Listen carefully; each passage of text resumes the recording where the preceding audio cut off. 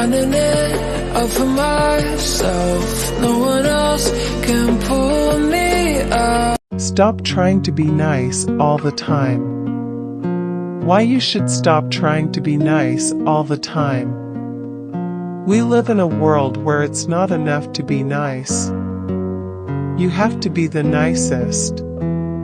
We're taught to always be nice, and that being nice is the most important thing we should try to do in any given situation. But what if being nice isn't always the best way? I'll explore why you should stop trying to be so nice all the time and how you can use your niceness as a weapon for good instead of just an empty gesture.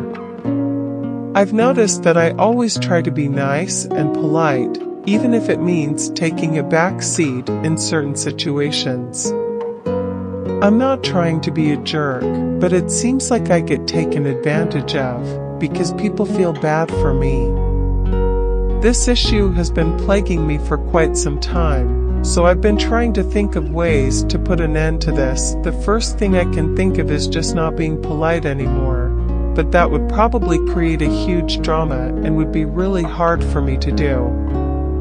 My other option is becoming more assertive and trying to stand up for myself in certain situations where I'm unsure if I'm taking a back seat or if what's going on is actually okay.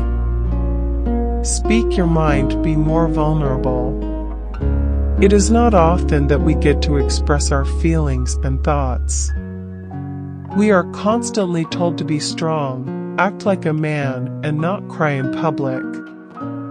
But what if the people around you are just as vulnerable as you are?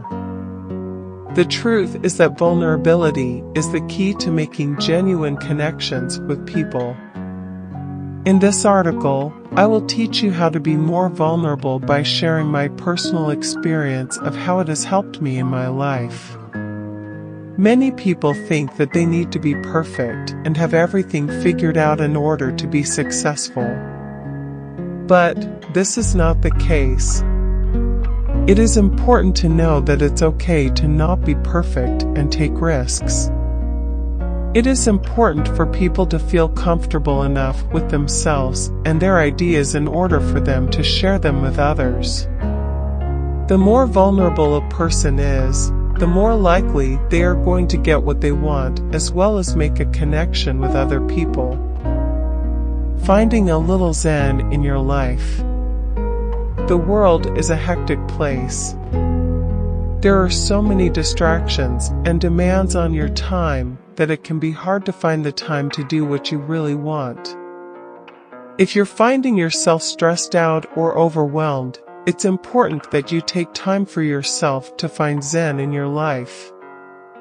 The idea of Zen is deeply rooted in Eastern philosophies and religions, but there are ways to find peace and serenity without having to go all the way to Asia.